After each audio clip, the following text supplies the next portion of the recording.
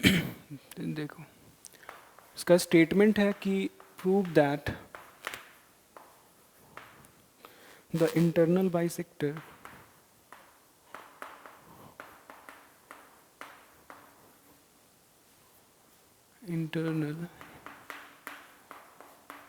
bisector of an angle of a triangle and bisector of an angle of a triangle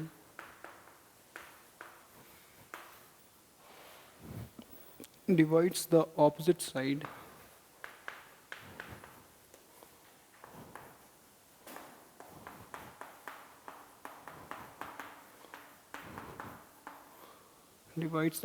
internally in the ratio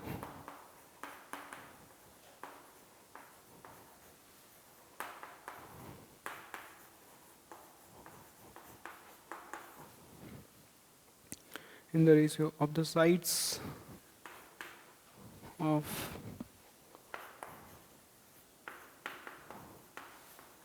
the sides containing the angle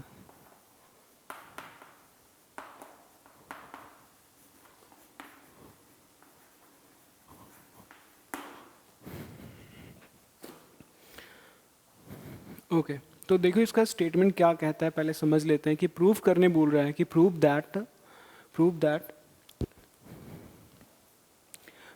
the internal bisector of an angle of A triangle. ठीक, इसका मतलब ये हुआ कि तुम्हारे पास एक triangle है, statement को आराम से अच्छे से समझ लो।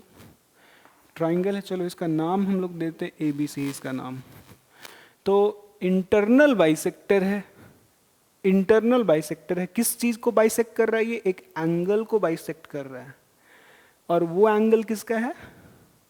ट्राइंगल का।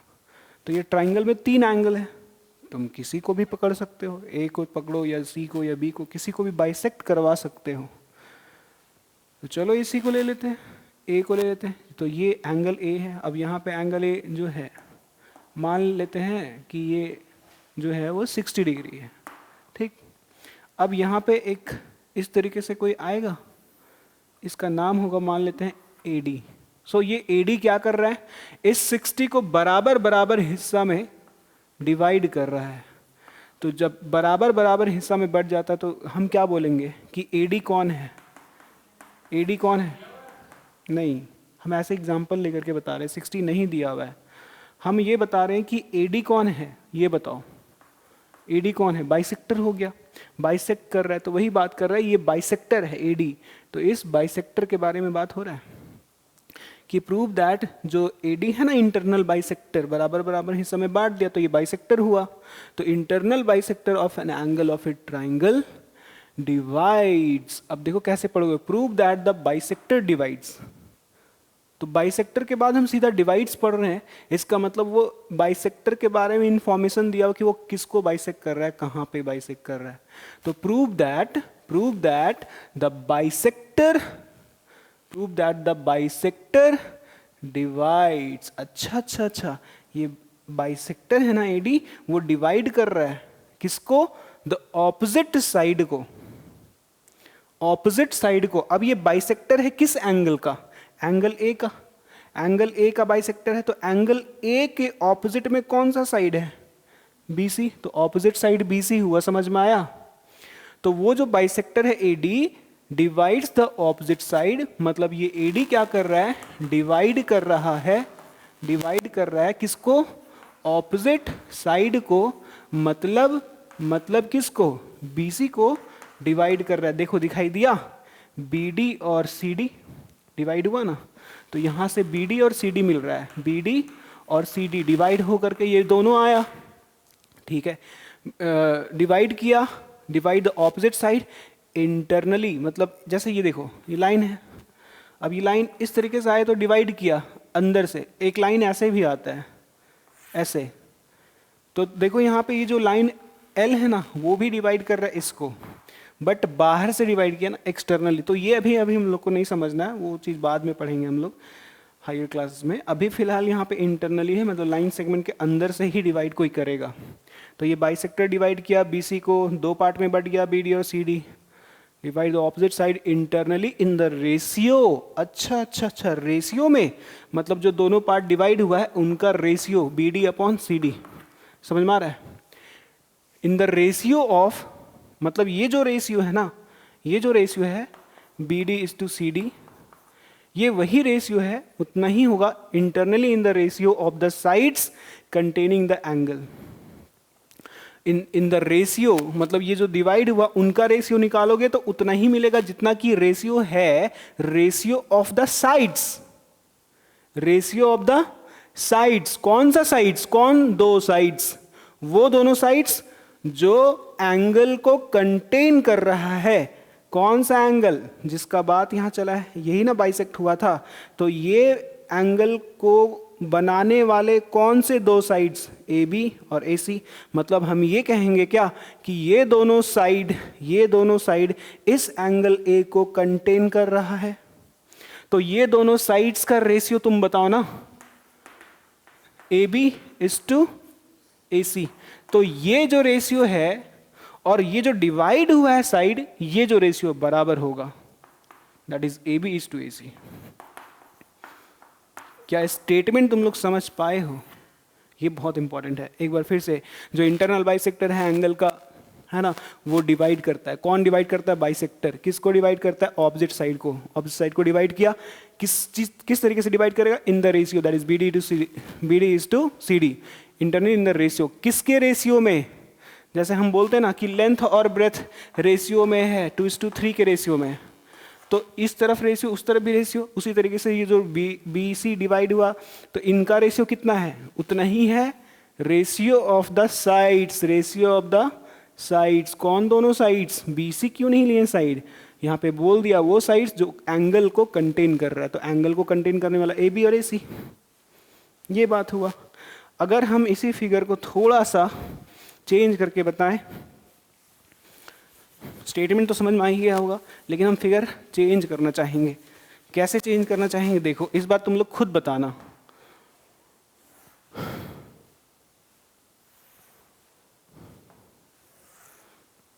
ये हो गया ट्राइंगल हमारा, और इस बार यहाँ पे ए बी सी लिए, ठीक। तो डोंट यू थिंक दैट अगर हम एंगल बी को कंसीडर करें तो बी को बाइसेक्ट करने वाला ये बी एम है, एंगल बी को बाइसेक्ट करने वाला। तो ये बाइसेक्टर कौन कहलाएगा? B M. क्या बी एम ऑपोजिट साइड को डिवाइड किया? हाँ किया। कौन सा है ऑपोजिट साइड? ए सी। तो उनका रेशियो निकालो जो डिवाइड हुआ। तो क्या निकालेंगे? C M upon A M equal to कितना होगा? In the ratio of the sides containing the angle, angle को कंटेन करने वाला कौन सा दो साइड्स? बी सी और ए बी। तो रेशियो कितना हो जाएगा? B C upon A B. समझे? देख लो, इधर सी एम लिए हो, तो सी एम की तरफ कौन सा साइड है? B C.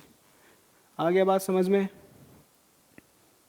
ओके, ठीक है। चलो, स्टेटमेंट क्लियर होना चाहिए ना, तभी तो समझ में आएगा सब सारा चीज।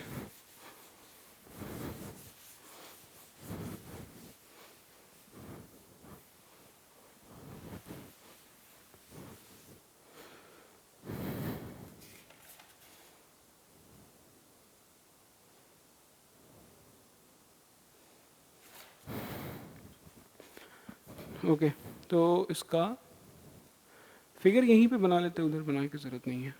देखो,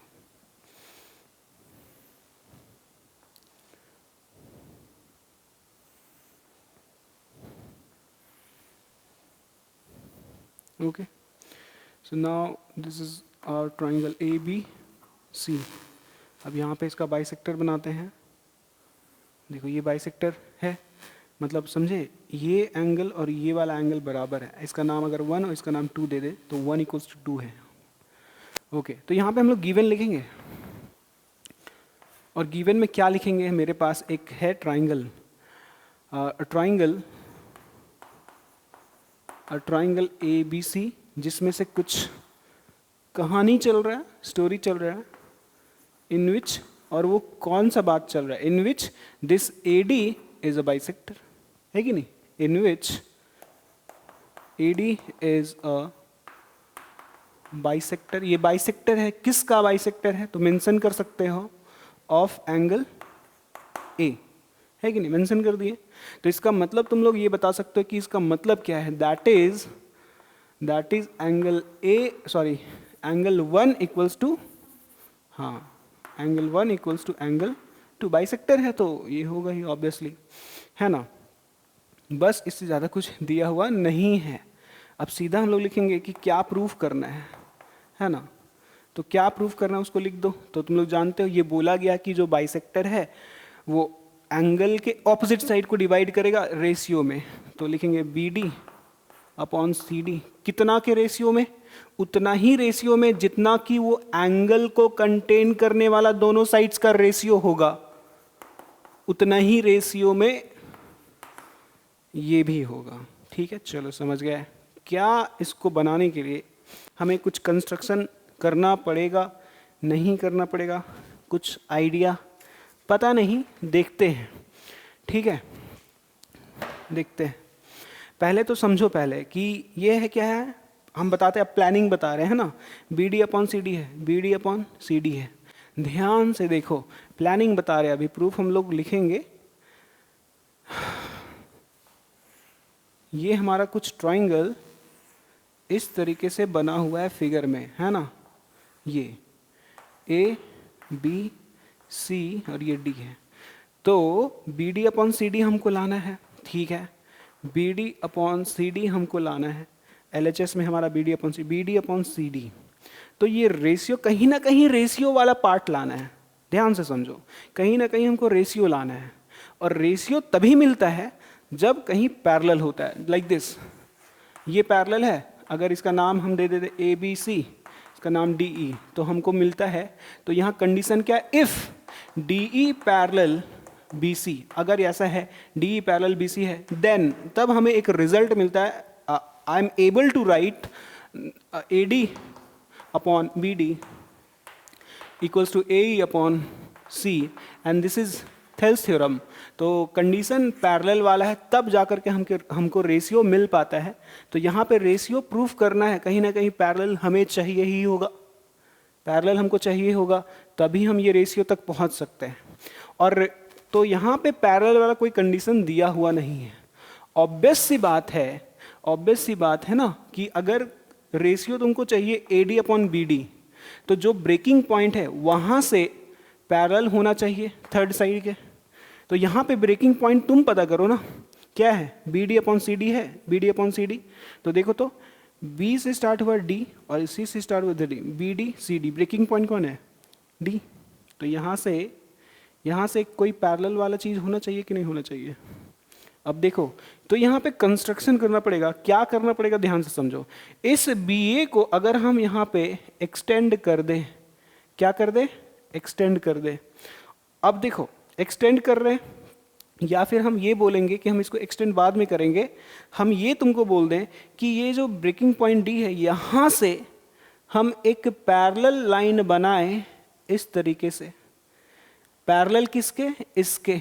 अब तुम लोग सोचोगे कि भाई पैरेलल क्यों बनाया गया, है ना। फिर से हम बोलेंगे कि जरा LHS को देखो ना, B D upon C D है, अगर पैरेलल अगर ये दोनों हो गया तो एक ट्राइंगल भी बनता हुआ दिखाई देगा हमको, एक ट्राइंगल जिसमें ये पैरेलल है इसके। तो थेल्स थ्योरम के हेल्प से B D upon C D मिल जाएगा।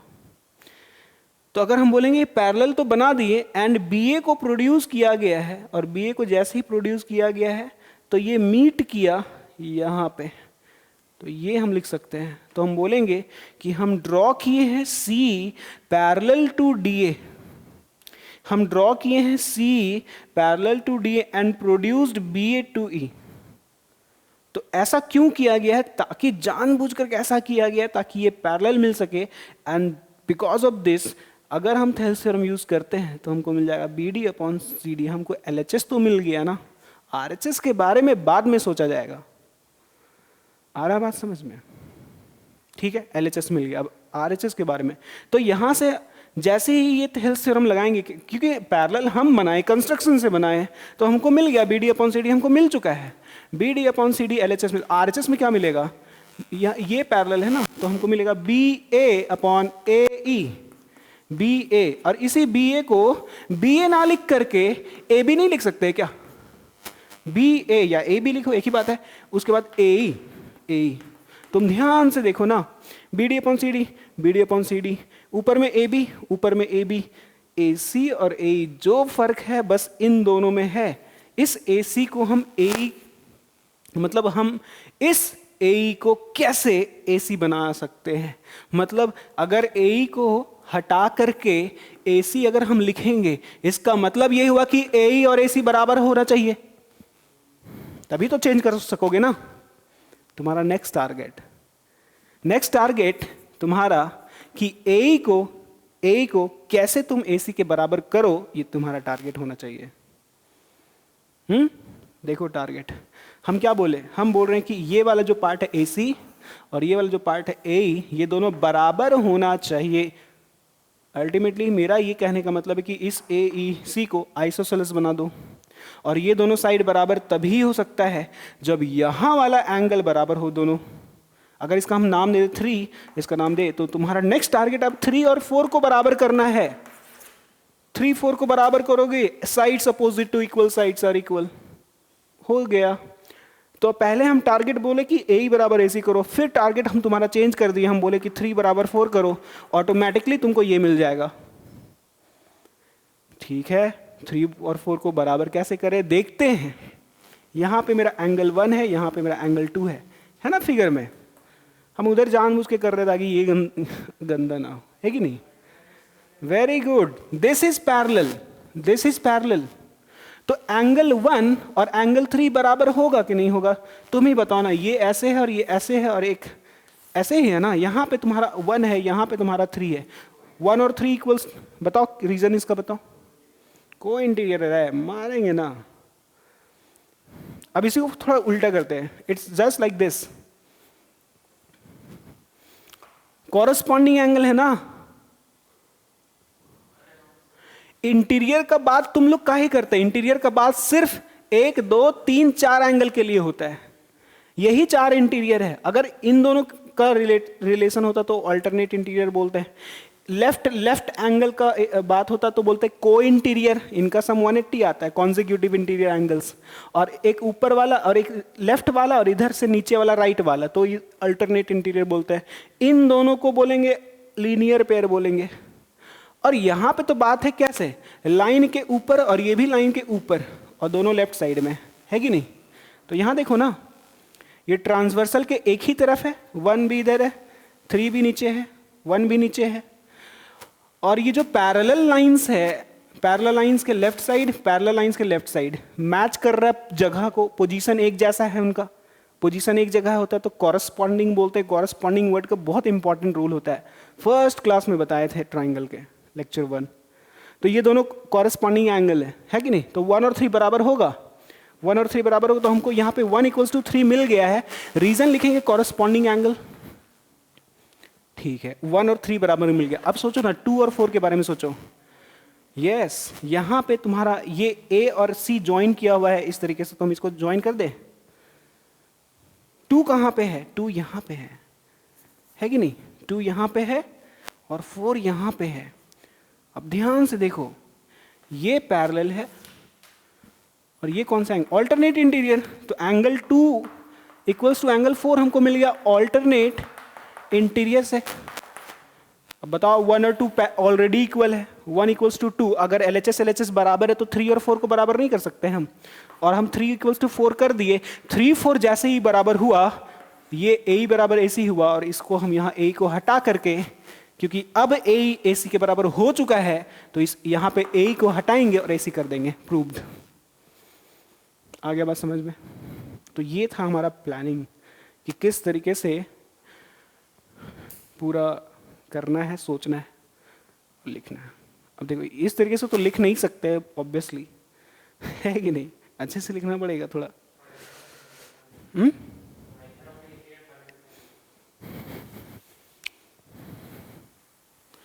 चलो अब लिखे। अब तुम लोग को पता है कि हम कैसे कैसे क्या क्या करने वाले हैं, बोलो पता है कि नहीं?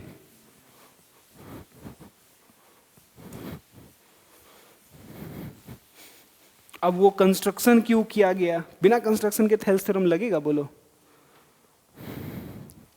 तो हम क्या करेंगे, इस डी ए के पैरेलल एक लाइन बनाएंगे, नहीं?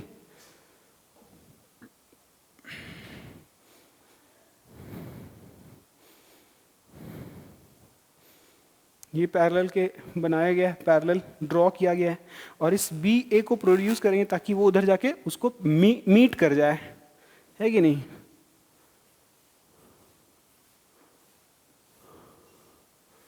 ये मीट हो गया। कहाँ पे मीट किया, कहाँ पे किया, उसका नाम हम देंगे ई।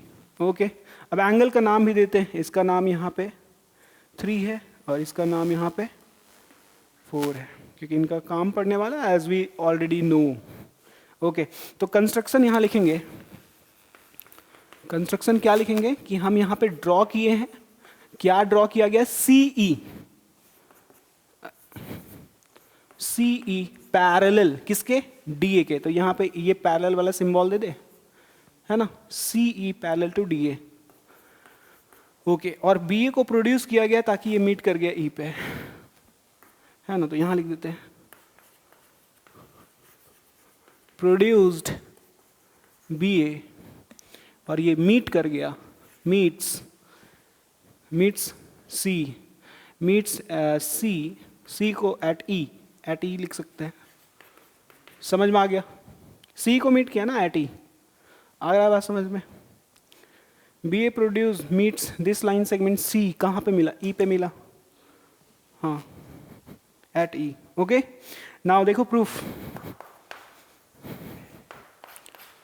नहीं देखो पहले तो अब हम स्टार्ट कैसे करेंगे, थेल्स थ्योरम के हेल्प से, एज वी हैव कि डी ए पैरेलल सी है ना बाय कंस्ट्रक्शन।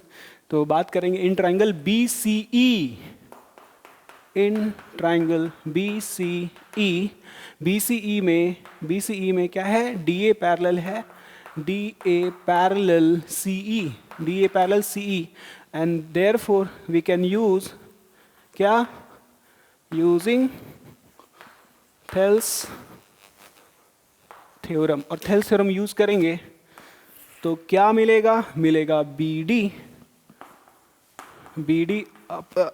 अरे B D upon C D equal to B A upon A. तो बी ए को बी ए नहीं लिखना है, बी ए को बी ए नहीं, ए बी लिखना है, ए बी अपॉन ए। अब यहाँ पे रुक जाना है क्योंकि हमको यहाँ पे पूरा रिजल्ट हमको मिल गया। यहाँ पे जो प्रूफ करना है, जो मेरा टारगेट है वो ये है, और हमको पूरा दिख रहा है बी डी सी डी, ऊपर में ए बी, ऊपर में ए बी, नीचे में ए सी है, जो इस ए को हटाएंगे ए सी कर देंगे। तो इसको पहले हमारा टारगेट हो गया ए और ए सी को बराबर करना, फिर बोलेंगे कि पुटिंग द वैल्यू ऑफ ए इन 1, है कि नहीं? ओके, नाउ तो देखो बोलेंगे सिंस ये जो डी ए है वो पैरेलल है सी ई के। अब ये पूरा स्टोरी के बेसिस पे हम बोल सकते हैं कि 1 और 3 इक्वल हो गया, एंगल 1 इक्वल्स टू 3 हो गया। क्यों हो गया भाई? कॉरेस्पॉन्डिंग एंगल से, कॉरेस्पॉन्डिंग एंगल्स आर इक्वल होता है ना, ठीक है। उसके बाद 2 और 4 भी इक्वल होगा। ये हमारा ए डी है, ये हमारा सी ई है, यहाँ पे ए और सी ज्वाइन किया गया है, तो this is 2 and this is 4। तो ये तो अल्टरनेट इंटीरियर है, तो angle 2 equals to angle 4, angle 2 equals to angle 4, alt dot A L T dot alternate interior angles are equal. ये सब क्लास 9th में बताया जा चुका है नहीं? ओके, नाउ तो बोलेंगे सिंस, चूंकि 1 2 पहले से बराबर है, 1 2 पहले से बराबर है, कहाँ पे, गिवन नहीं, गिवन है ना 1 इक्वल्स टू 2, तो हम बोलेंगे अच्छा LHS LHS मैच कर गया, तो 3 और 4 बराबर हो गया। तो this means angle 3 equals to angle 4। और ये बहुत इंपॉर्टेंट रिजल्ट है, क्योंकि एक ट्राइंगल में दो एंगल बराबर हो गए तो उनके ऑपोजिट साइड्स बराबर हो जाएंगे। 3 के ऑपोजिट में AC है, 4 के ऑपोजिट में AE है। सो 3 और 4 इक्वल, सो AE बराबर AC हो जाएगा। तो इसके बेसिस पे हम लिख सकते हैं देयरफॉर AE बराबर AC। और ये रिजल्ट जो मिल रहा है इसके पीछे का लॉजिक क्या है? साइड्स को बराबर किया गया है, तो लिखेंगे sides opposite to, sides opposite to equal angles, equal angles are equal, है ना? ठीक है, बराबर हो गया। अब सीधा बोलेंगे कि इसको यूज करें कहाँ पे? 1 में ए को हटाया जा सकता है, हटा सकते हैं। ए किसके बराबर? AC के। तो in place of A I can write AC। हो गया प्रूफ, AC। ठीक है, आया बात समझ में? लिखो, वहाँ जाओ। हम ऐसे लिखेंगे तो ऑब्वियस सी बात है, थोड़ा सा ठीक है, हम दूर लिखने का कोशिश करेंगे ऐसे, लेकिन रिफ्लेक्ट होता है ना, इसलिए दिखता नहीं हमको।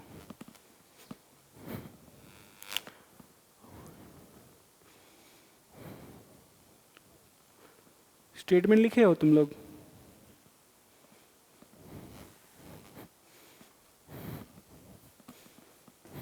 तो यहाँ पे हम लिख देते हैं, है ना? Now from 1 we get 1 क्या है? ये है BD upon CD, BD upon CD equals to AB। नीचे में है A और A को चेंज करेंगे AC में, और ये हमारा रिजल्ट है, हो गया प्रूव्ड।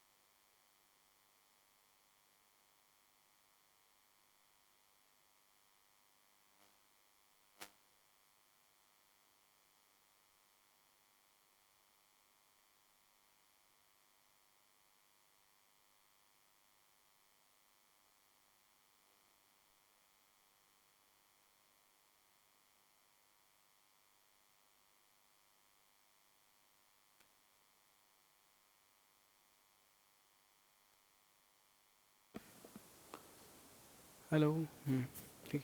अब हम लोग एंगल बाइसेक्टर थ्योरम कर लिया ना। अब तुम लोग सीधा कह सकते हो ये कन्वर्स है ना? एग्जाम्पल 26, ये एक्चुअली में क्या है? ये है कन्वर्स। तो लिख लो heading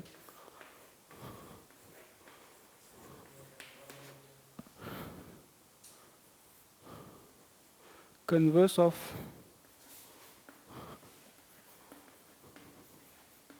angle bisector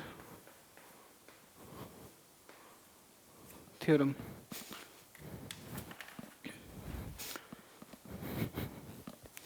In a triangle ABC,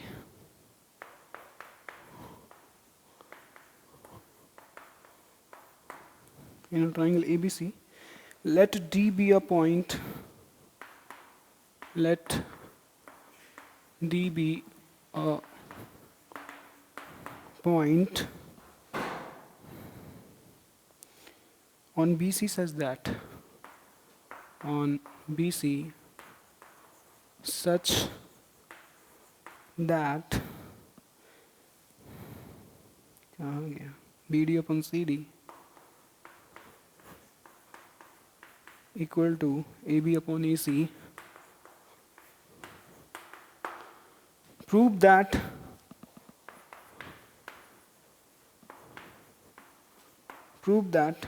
AD is the bisector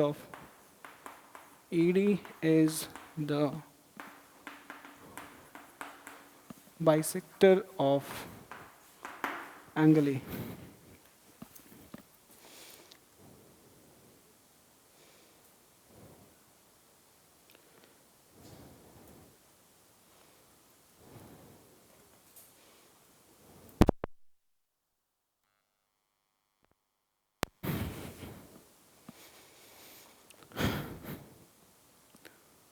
okay तो इसका पिछला थ्योरम जो हम लोग किए एंगल बाइसेक्टर थ्योरम, उसमें क्या था देखो तो जरा। उसमें ये था कि अगर एक ट्राइंगल है और ये गिवन क्या है, बहुत इंपॉर्टेंट होता है कि गिवन क्या और टू प्रूव क्या करना है। गिवन में ये था कि this A D is bisector, A D bisector है, एडी बाइसेक्टर है किसका, ऑफ एंगल ए का। ऐसा अगर गिवन है तो हमारे पास आउटपुट जो रिजल्ट मिलता है वो ये मिलता है, क्या मिलता है, BD upon CD equals to इस एंगल को कंटेन करने वाला AB और AC, AB AC। ये हमारा एंगल बाइसेक्टर थ्योरम है ना, ये हमारा एंगल बाइसेक्टर थ्योरम है। लेकिन इसका कन्वर्स यहां पे है। कन्वर्स क्या कहता है, उल्टा हो जाएगा कि अगर बाइसेक्टर, जैसे कि एंगल बाइसेक्टर में अगर बाइसेक्टर है तो ये मिलेगा, इस बार कन्वर्स में ये है तो AD बाइसेक्टर होगा, है ना, AD बाइसेक्टर होगा। ये प्रूफ करना है हम लोगों को।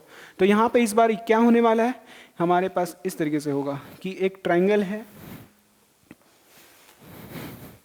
ना, जिसका नाम ABC है, और यहां पे एंगल जो भी कुछ होगा उसका बाइसेक्टर बनाना है। सो दिस बाइसेक्टर नहीं बनाएंगे क्योंकि कन्वर्स है ये। तो बोला गया है कि एंगल 1 और 2 बराबर है कि हमको नहीं पता, एंगल 1 और 2 हम बराबर कैसे कह सकते हैं, है ना, इसको बाइसेक्टर प्रूफ करना है, मतलब 1 और 2 इक्वल प्रूफ करना है, ठीक है। तो यहां पे बोला गया कि D कुछ इस तरीके से पॉइंट है, समझते हैं। इन ट्राइंगल ABC में एक मान लिया गया कि D जो है be a point on BC, so D is a point where on the side BC, such that इस तरीके से वो पॉइंट बैठा हुआ है कि वो रेशियो सटीक बैठ रहा है उस पॉइंट के कारण। उस पॉइंट के कारण हमें ये जो रेशियोज हैं वो प्रोपोर्शनल मिल रहे हैं। कौन सा, BD upon CD equals to AB upon AC, मतलब BD upon CD equals to AB upon AC। ये सटीक बैठ रहा है, why, just because of this point D on BC। Then अगर ये रेशियो ट्रू है देन प्रूफ करके बताओ कि ये पक्का D से जो बैठा हुआ उसके ऑपोजिट वर्टेक्स को ज्वाइन करेंगे A को, तो वो एंगल को बाइसेक्ट करेगा। That is this means AD bisector होगा। ये हमारा रिजल्ट है, ये हमारा टू प्रूव है कि ये प्रूव करना है कि AD जो है बाइसेक्टर है। AD कौन है, बाइसेक्टर है। मतलब ये कहने का मतलब है कि एंगल 1 बराबर एंगल 2 होगा, ये हमें प्रूव करना है। AD बाइसेक्टर है, ये हमें प्रूव करना है। Why, because we have something, we have given something, what, this ratio. इसका उल्टा नजर नहीं आ रहा है, एंगल बाइसेक्टर का उल्टा उधर। बाइसेक्टर है तो रेशियो बराबर होता है, रेशियो बराबर होगा तो बाइसेक्टर होगा। तो converse of angle bisector theorem समझ में आ गया। स्टेटमेंट बोलो बोलो। ओके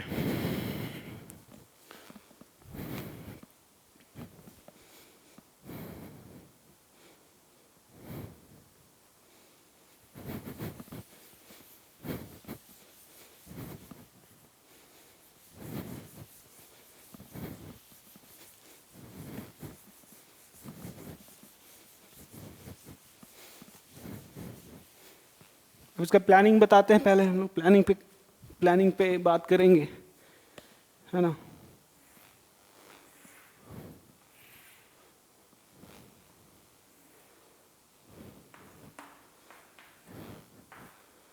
अब देखो ये है D is a point, we have already A B upon, मतलब कि ये B D upon C D equals to A B upon A C, ये हमारे पास गिवन है ऑलरेडी।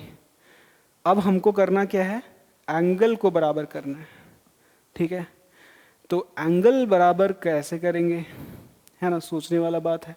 तो देखो यहाँ पे कंस्ट्रक्शन क्या होगा, क्योंकि हम डायरेक्ट बोलेंगे ना कि क्यों करेंगे कैसे करेंगे तुम सोच के बताओ, तो थोड़ा सा मुश्किल होगा। हम कंस्ट्रक्शन दिखाते हैं पहले, और क्यों कैसे होगा उसके रीज़न बताते हैं। अभी क्या है कि हम यहाँ पे हम कंस्ट्रक्शन करने वाले बी ए को प्रोड्यूस करेंगे, बी ए को प्रोड्यूस करेंगे, प्रोड्यूस किए, और प्रोड्यूस जो होगा वो इस तरीके से होगा। मेरा कंस्ट्रक्शन है ये, हम कंस्ट्रक्ट कर रहे हैं कि बी ए के बराबर ही बनाया गया है ए ई को। हम बी ए को कहाँ तक, बी ए को प्रोड्यूस किया मतलब एक्सटेंड किया गया, कहाँ तक, पॉइंट ई तक, कहाँ तक, पॉइंट ई तक, इस तरीके से such that produced B A up to E या टू ई सच दैट, इस तरीके से कि ये ए बी अगर 10 सेंटीमीटर है तो ये ए भी 10 सेंटीमीटर होना चाहिए। मतलब ये हम बराबर कर रहे हैं, ये बराबर मेरे द्वारा बनाया गया है, ठीक है। अब इसको ज्वाइन कर देंगे,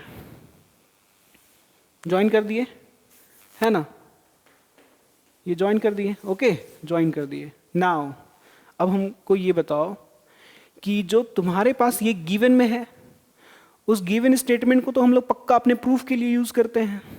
देखो तो जरा, B D upon C D equals to A B upon A C, हम जो गिवन में था उसको चेंज कर सकते हैं। कैसे, देखो B D upon C D equals to A B, और जो ए सी है ना, अच्छा हम ये जो प्रोड्यूस किए हैं ए बी के बराबर कर दिए ना, produce A B such that कि it must be equal to A C के बराबर होना चाहिए था। हम बोल दिए कि ए बी के बराबर होना ना, नहीं नहीं नहीं, produce B A up to E such that कि this A must be equal to this A C. तो यहाँ पे ए सी लिख देते हैं।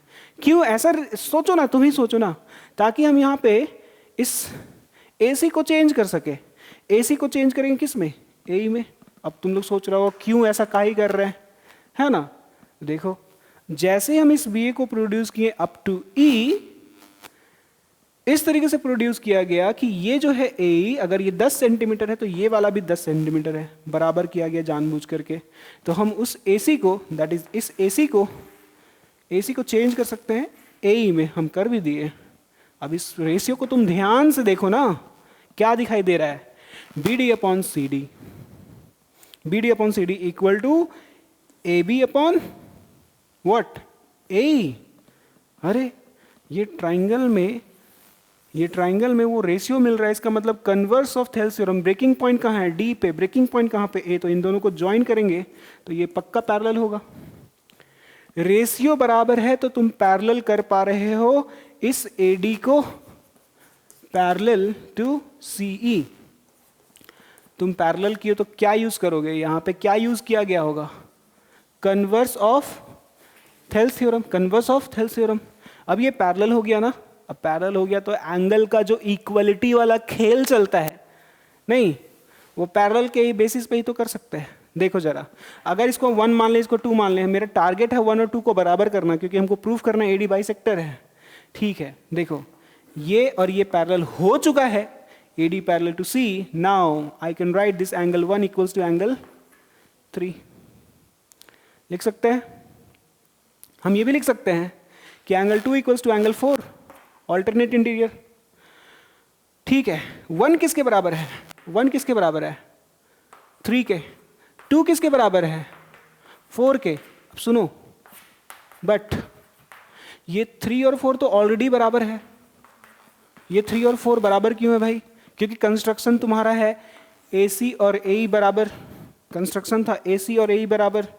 तो अगर दोनों साइड बराबर है तो उनके ऑपोजिट वाला एंगल 3 और 4 बराबर होगा. तो हम बोल रहे हैं कि बट 3 और 4 बराबर है, ऑलरेडी मेरे पास है ये. अगर 3 और 4 बराबर है तो आर्चेस मैच कर गया, तो 1 और 2 बराबर नहीं हो जाएगा. So angle 1 equals to angle 2 हो गया और 1 2 बराबर हो गया. इसका मतलब क्या है? AD बाइसेक्टर है ना. ये हो गया प्रूव्ड. समझ में आ गया? अब देखो, अगर मान लो ये जो कंस्ट्रक्शन BA को प्रोड्यूस किया गया है up to E such that, इस तरीके से कि AE बराबर AC नहीं करते, तो ये रेशियो को चेंज नहीं कर पाते. रेशियो को चेंज नहीं कर पाते तो पैरेलल नहीं होता. पैरेलल नहीं होता तो ये दोनों बराबर नहीं होता. फिर गेम कैसे खेल पाते हैं हम लोग? समझ में आ गया? तो कंस्ट्रक्शन का रोल समझ में आ रहा होगा कि क्या क्यों इंपॉर्टेंट है. अब नेक्स्ट सवाल ये है कि हम कैसे पता करें, हमको कैसे पता चलेगा कि कंस्ट्रक्शन ऐसा ही करना पड़ेगा? ऑब्वियसली तो प्रैक्टिस करना पड़ेगा, वेराइटीज ऑफ क्वेश्चन सॉल्व करने पड़ेंगे, तब जाकर के वो एक डेवलपमेंट होगा, तब जाकर के वो एक अंडरस्टैंडिंग बन पाएगा. फिर तुम नए नए क्वेश्चंस को अपने खुद से अटेम्प्ट करना शुरू कर दोगे, है ना. पहले सीखना पड़ता है कि नहीं? जैसे कि अभी तुम लोग बहुत सारे स्पेलिंग जानते हो, बहुत सारे वर्ड्स का, बट फिर भी एक नया वर्ड अगर दे दें जो आज तक नहीं सुने हो, उसका बोलेंगे स्पेलिंग पूछेंगे तो तुम लोग ट्राई जरूर करने लगोगे. भले एक आध दो स्पेलिंग मिस्टेक हो सकता है, एक ही जगह पे कुछ और बोल दे, है ना. तो वो तुम लोग ट्राई क्यों कर पा रहे हो? क्योंकि तुम लोग इतना सारा वर्ड्स लिख चुके हो, प्रैक्टिस कर चुके हो, जानते हो स्पेलिंग कैसे लिखा जाता है. तो मैथमेटिक्स भी वही चीज़ है ना, कि कैसे कहाँ कंस्ट्रक्शन करना होगा. वो एक अंडरस्टैंडिंग डेवलप करने के लिए बहुत सारा क्वेश्चंस प्रैक्टिस करना पड़ता है, तब जाकर के वो अंडरस्टैंडिंग बन पाता है. समझ आप तुम्हारा बन जाएगा कि कैसे क्या करना है. ठीक है.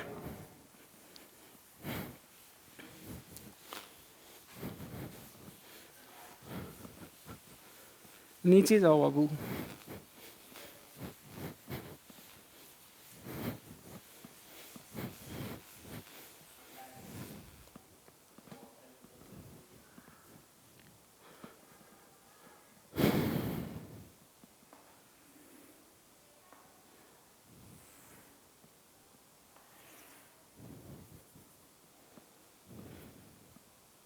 D एक पॉइंट है ना.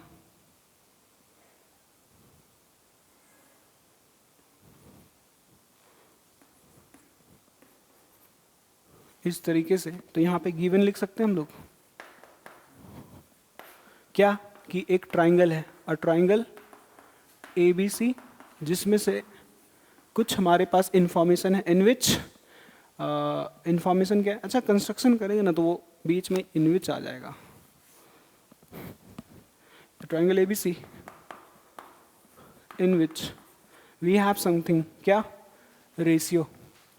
इस तरीके से ये D पॉइंट बैठा हुआ है BC पे कि ये रेशियो हमें बराबर मिल पा रहा है. क्या मिल पा रहा है? BD upon CD equals to AB upon AC. AB upon AC ये हमारा गिवन हो गया. क्या प्रूव करना है? तो टू प्रूव में लिखेंगे. हमें प्रूव करना है कि AD is bisector. AD is what? Bisector. Bisector prove करना. बाइसेक्टर प्रूव करने का मतलब है, अगर नेमिंग के साथ अगर हम काम करें तो ज़्यादा आसान हो जाता है. तो हमें कहीं ना कहीं ये प्रूव करना है कि एंगल 1 इक्वल्स टू एंगल 2, और हम ये प्रूव कर दिए 1 2 बाइसेक्टर हो गया. 1 2 बराबर मतलब AD बाइसेक्टर हो गया.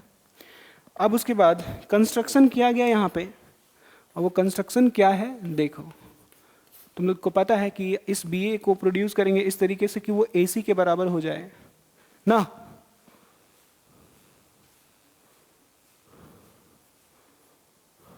इस तरीके से, तो लग रहा है AC के बराबर? नहीं लग रहा है।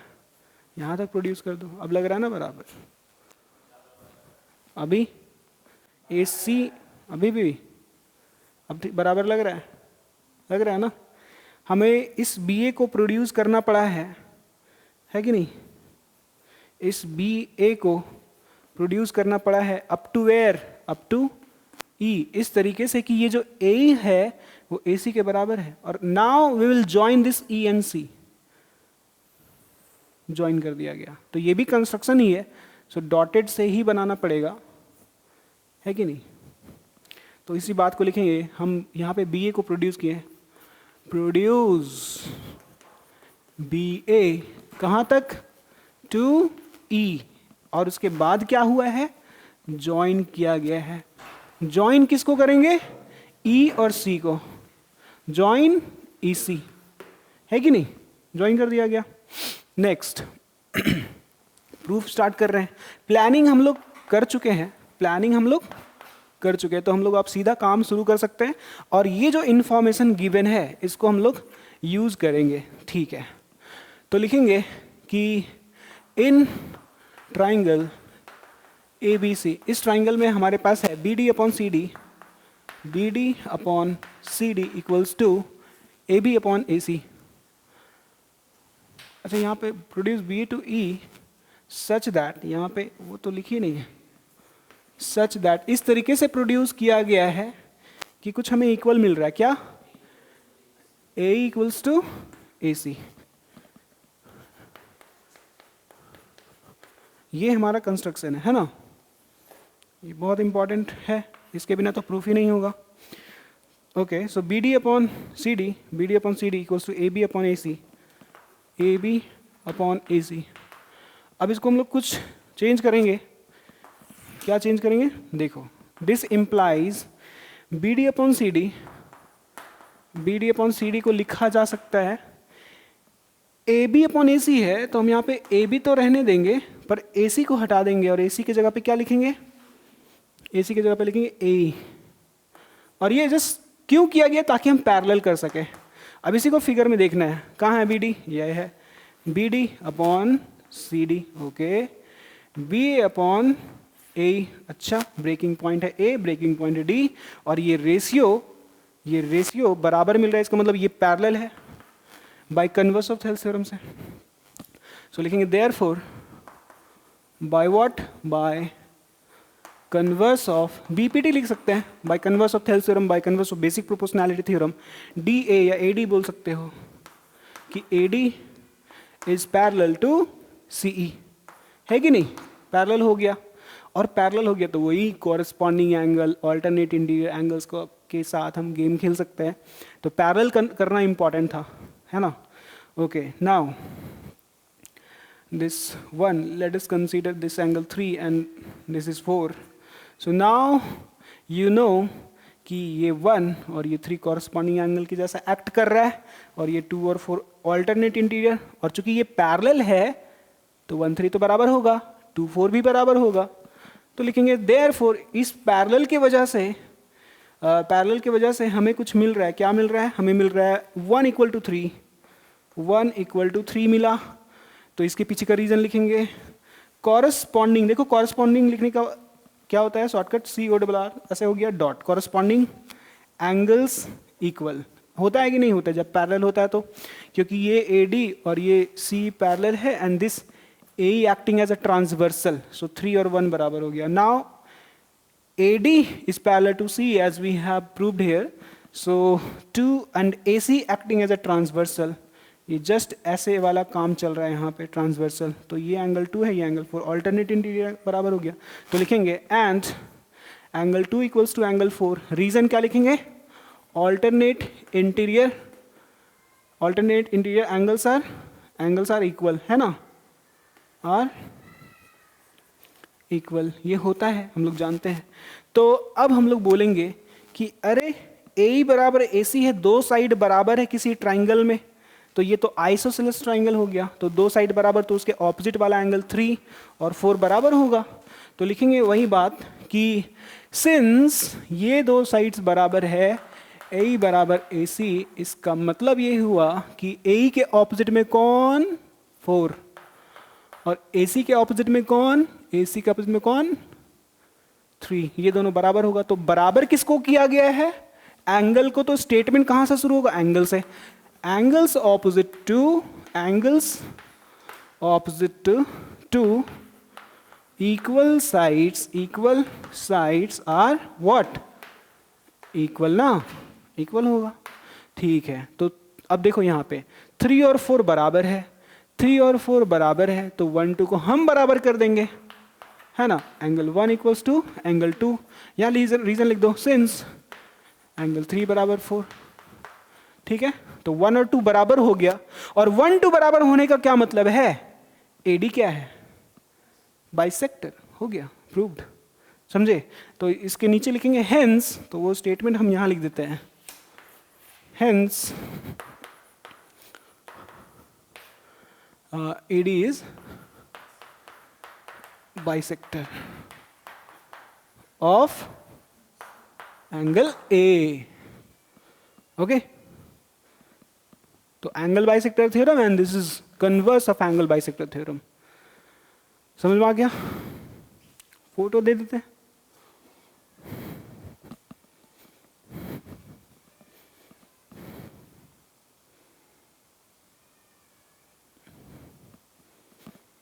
चलो घर पे इसको लिख लेना।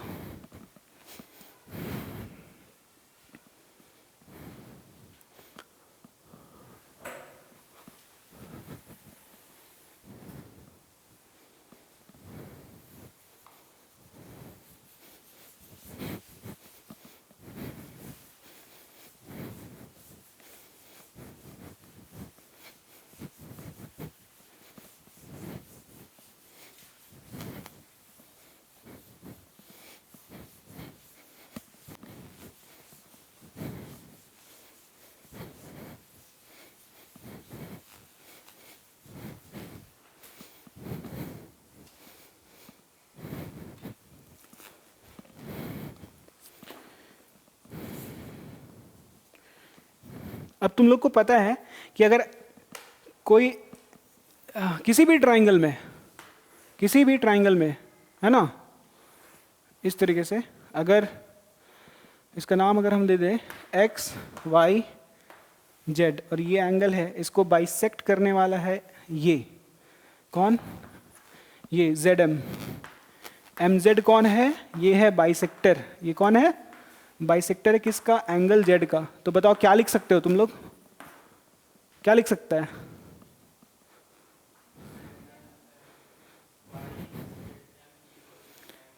कौन क्या है, ये कौन सा थ्योरम लगेगा। यहां पे क्या गिवन है, यहां पे क्या गिवन है, यहां पे गिवन है कि वो बाइसेक्टर है, तो एंगल बाइसेक्टर थ्योरम लगेगा ना। रेशियो बराबर थोड़ी दिया हुआ है, यहाँ पे बाइसेक्टर है ये एम जेड, तो बाइसेक्टर थ्योरम लगाएंगे और इसके बेसिस पे हम लोग लिख सकते हैं कि ये बाइसेक्टर ऑपोजिट साइड को बाइसेक्ट करता है इन द रेशियो, मतलब X M upon M Y किसके रेशियो में डिवाइड करेगा, उतना ही रेशियो जितना कि ये एंगल को कंटेन करने वाले साइड्स का रेशियो बनेगा, X Z upon Y Z, this is equal. तो ये अल्टीमेटली एक इक्वेशन का काम कर रहा है और इस इक्वेशन के हेल्प से कोई वेरिएबल फाइंड कर सकते हो। वेरिएबल कहने का मतलब है, हो सकता है कि ये साइड पता हो, ये साइड पता हो, ये साइड पता हो और ये नहीं पता हो, तो उसको निकाल सकते हो। तो ये इक्वेशन है। देखो क्वेश्चन,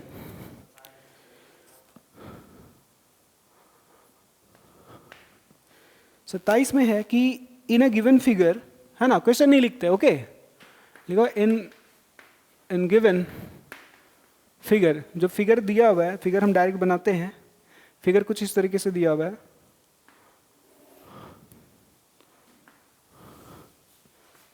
ये है हमारा गिवन फिगर और इसका नाम है ए बी सी और ये है बाइसेक्टर, मतलब कि एंगल 1 और एंगल 2 बराबर दिया हुआ है। इसका मतलब A D is bisector already given है, ओके कि एडी जो है क्या है, एडी इज बाइसेक्टर है किसका? एंगल ए का, ठीक है। उसके बाद सारा डेटा लिखा हुआ है कि ए बी का वैल्यू जो है वो 10 सेंटीमीटर है, ए बी का वैल्यू 10 सेंटीमीटर है। उसके बाद लिखा हुआ है कि ए सी 6 सेंटीमीटर दिया हुआ है एंड बी सी 12 है। बी सी यहाँ से लेकर के यहाँ तक 12 सेंटीमीटर दिया हुआ है, पूरा पूरा side 12 centimetre. Find B D and C D. तो पूछा है कि बी डी फाइंड करो और सी डी फाइंड करो। कितना सिंपल क्वेश्चन है नहीं? अब ये क्वेश्चन जो है तुम लोग को एमसीक्यू में सीधा 1 मार्क्स वाले क्वेश्चन में दे देगा, सीधा जो 20 एमसीक्यू आता है ना तुम्हारे। अब मान के चलो कि जिसको जो एंगल बाइसेक्टर थ्योरम नहीं पढ़ा है उसको ये पता होगा क्या? जिसको ये पता ही नहीं है तो कैसे वो 1 मार्क्स लेके आएगा? अब देखो ये पूरा 12 दिया हुआ तो हम इसको x कंसीडर करेंगे। अगर 12 में से x यही ले लिया तो ये कितना बचा?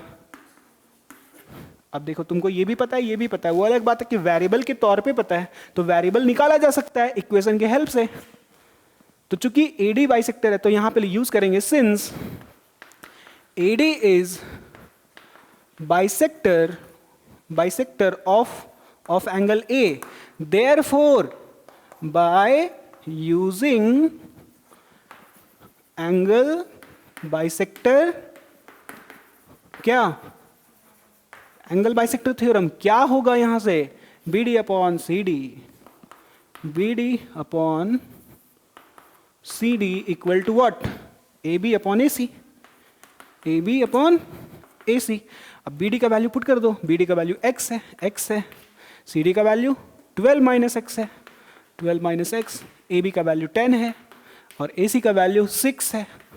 क्रॉस मल्टीप्लीकेशन करेंगे 6 इंटू एक्स, क्या मिलेगा? 6x, 10 into 12 120 minus 10x, minus 10x को इधर करेंगे तो 10x प्लस 6x कितना बनेगा?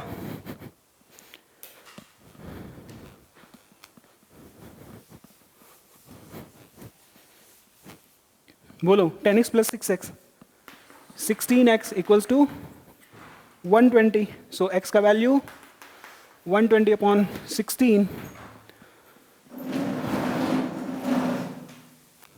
क्या कर रहा है भाई?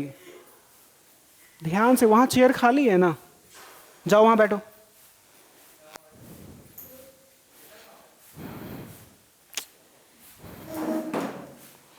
जाओ ये जाओ जाओ, अरे वहीं बैठ भाई, देख रहा है तुम, बैठो यहाँ, बैठो बैठो, देख बैठ भाई, क्लास डिस्टर्ब मत कर यार, बैठ।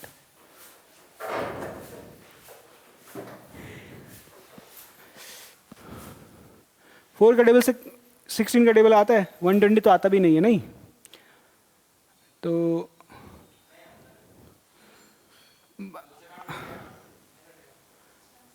8 का टेबल से आता है नहीं, 8 2 जा 8 1 जा 8, 4 कैरी हुआ 8 5 जा 40, 15/2 आ गया x का वैल्यू।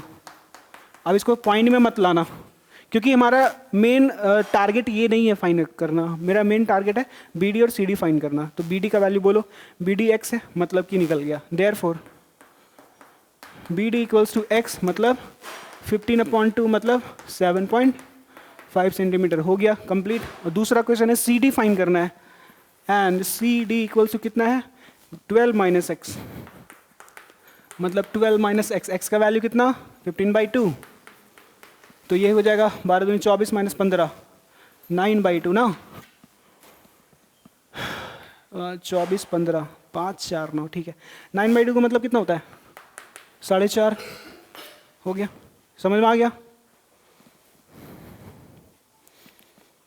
आया पूरा समझा दिया एकदम भयंकर तरीके से, नहीं गुस्सा सा गया क्या रे?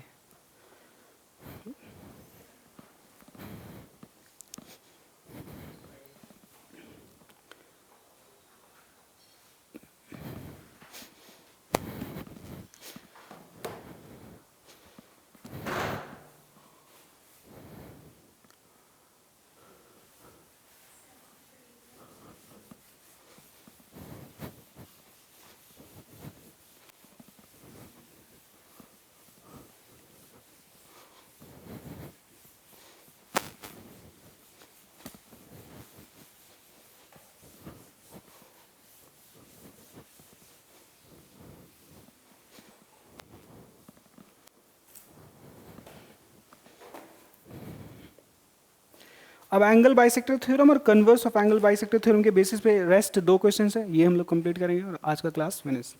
ठीक है, 28 नंबर लिख सकते हो statement, if the bisector of an angle, bisector of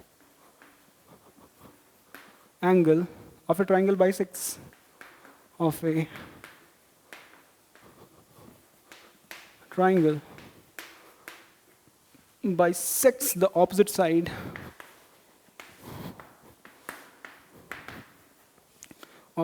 prove that the triangle is isosceles, prove that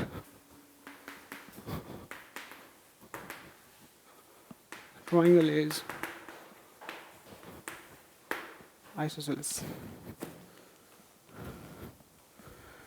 देखो, if the bisector of an angle, ठीक है पहले ट्राइंगल तो बना ले, है ना, तो ये हमारा ट्राइंगल हो गया ए B C.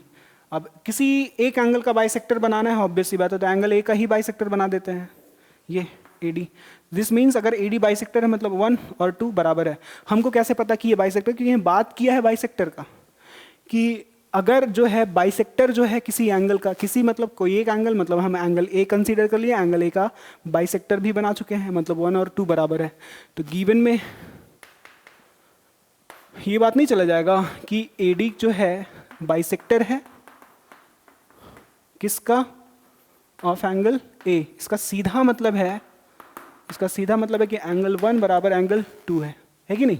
Bisector of an angle of A triangle bisects the opposite side, बहुत इंपॉर्टेंट बात है, ये बाइसेक्टर जो है ना, ये बाइसेक्टर जो है ना वो ऑपोजिट साइड मतलब बीसी को बाइसेक्ट कर दिया, ऑपोजिट साइड को बाइसेक्टर, देखो पढ़ो, bisector bisects the opposite side, bisector bisects the opposite side, मतलब बी डी और सी डी बराबर। इसका मतलब ये भी तो गिवन हो गया ना कि बी डी बराबर, अगर ऐसा है तो तुम प्रूफ करो कि जो ट्राइंगल है वो कंफर्म बात है कि वो आइसोसेलेस ट्राइंगल होगा। हाँ ठीक है, देखो आइसोसेलेस प्रूफ करना है मतलब you have to prove that this A B equals to A C. Okay, देखो प्रूफ कैसे करेंगे।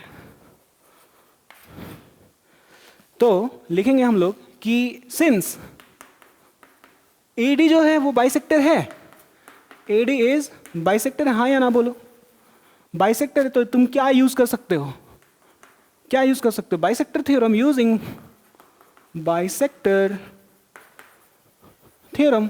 और बाइसेक्टर थ्योरम को यूज करोगे तो क्या लिख पाओगे, एडी बाइसेक्टर का मतलब तुम लिख सकते हो B D equals to, I mean B D upon C D, B D upon C D equals to बोलो A B upon A C, A B upon A C.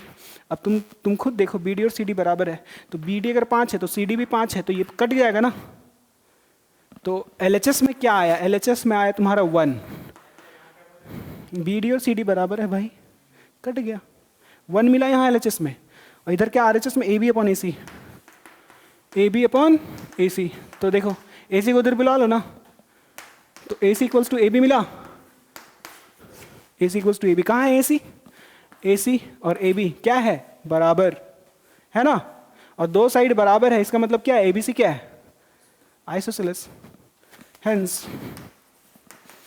Triangle A B C is an, समझ में आया। तो कितना simple, एकदम direct use वाला question है ना बाइसेक्टर थ्योरम का।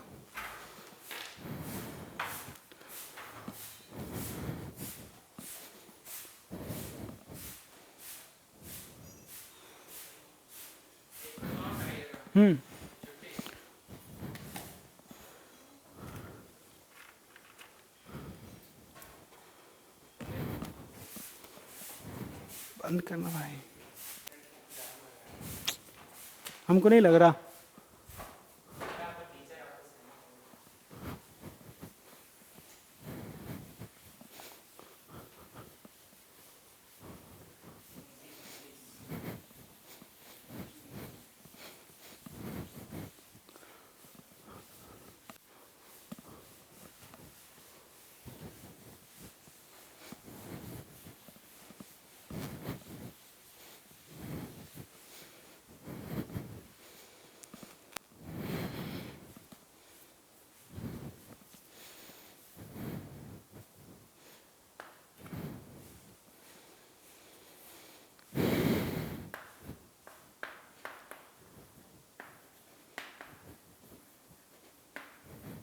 if the diagonal BD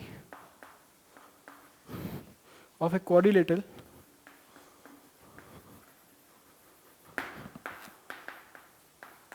ABCD bisects both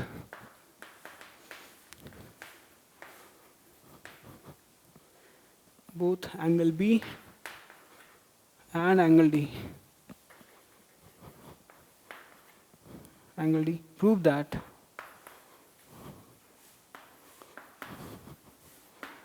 that AB upon AC, BC, AB upon BC equal to AD upon CD. ठीक है, देखो if the diagonal BD of a quadrilateral ABCD, इसका मतलब यहाँ पे एक क्वाड्रिलेटरल है जिसका नाम ABCD, तो ऑब्वियस सी बात है उसको बनाना पड़ेगा, कैसा भी शेप का बना लो, यहाँ पे किसी का स्पेशल रेक्टेंगल, स्क्वायर, रोम्बस किसी का बात नहीं हुआ है, क्वाड्रिलेटरल का बात हुआ है, तो कैसा भी शेप का बना सकते हो। ठीक है, हम ये बना दिए है ना, इसका नाम देते हैं ABCD। ये वैसे पैरेललोग्राम जैसा लग रहा होगा, बट तुम कैसा भी शेप का बना सकते हो। ठीक है, ये काम करते वैसे ही बना देते हैं। ये तो बोलेगा कि नहीं, तो चीटिंग हो गया, स्पेशल काइंड ऑफ क्वाड्रिलेटरल नजर आ रहा है। क्या बोला?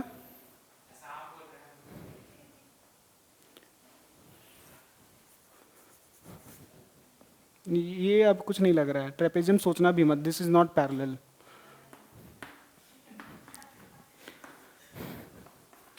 Okay, now if the diagonals BD of a quadrilateral, कहाँ है BD? BD, this is BD, bisects both. अच्छा, ये जो BD है ना, ये जो BD है वो B को भी और D को भी, दोनों को बाइसेक्ट कर रहा है, दोनों को एंगल को बाइसेक्ट कर रहा है ना। मतलब कि ये एंगल 1 और एंगल 2 बराबर है, मतलब ये डायगोनल एंगल B को भी बाइसेक्ट किया और एंगल D को भी बाइसेक्ट करा, मतलब this 3 equals to 4, angle 3 angle 4 बराबर है, एंगल 1 और एंगल 2 बराबर है। इसका मतलब ये डायगोनल उधर B को भी बाइसेक्ट कर रहा है और इधर D को भी बाइसेक्ट कर रहा है, मतलब this BD is acting as bisector, angle bisector, पर उधर भी इधर भी, दोनों के लिए।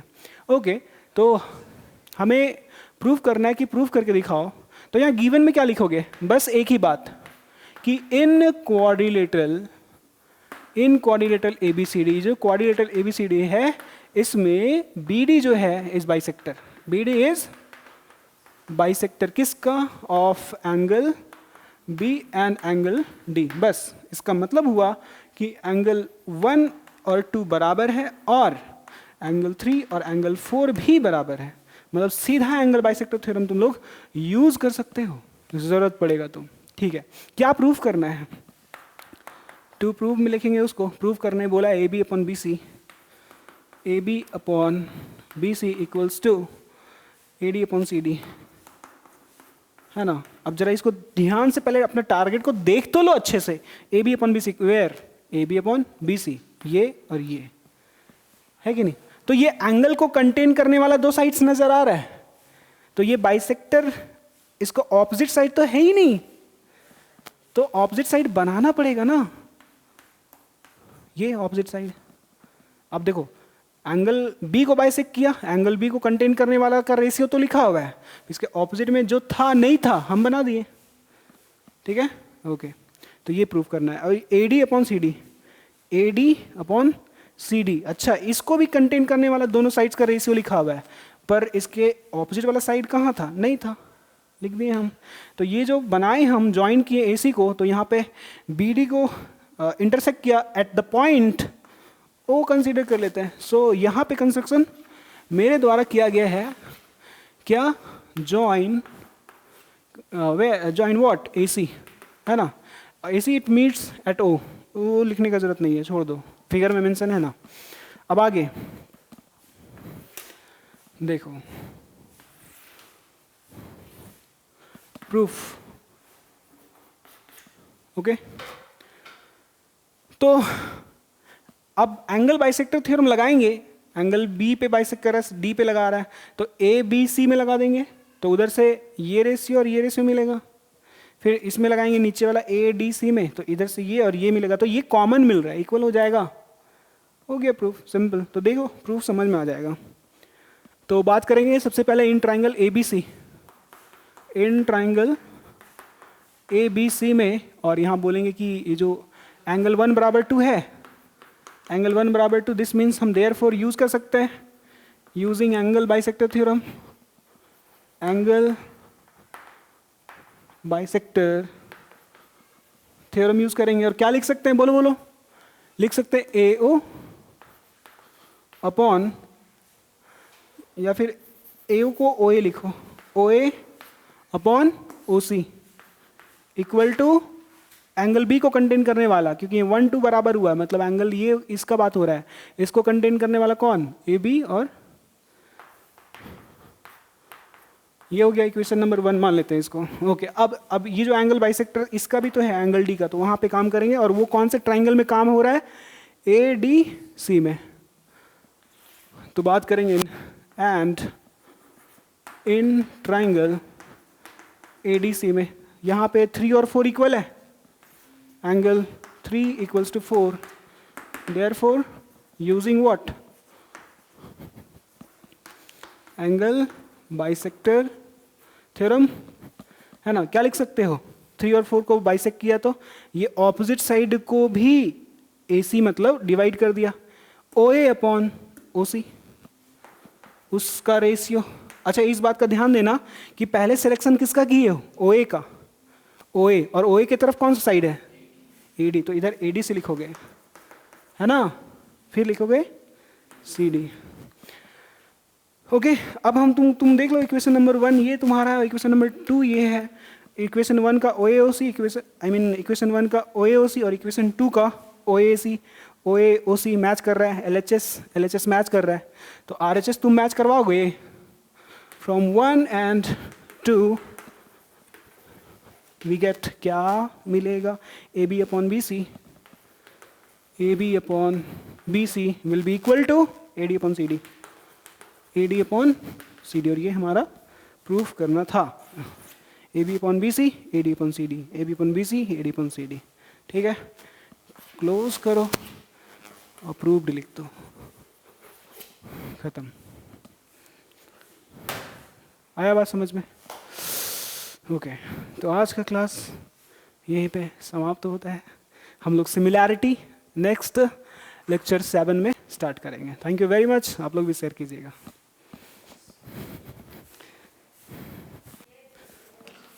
हाँ, तुम लोग सबको याद ना, तुम लोग भी बोल दो।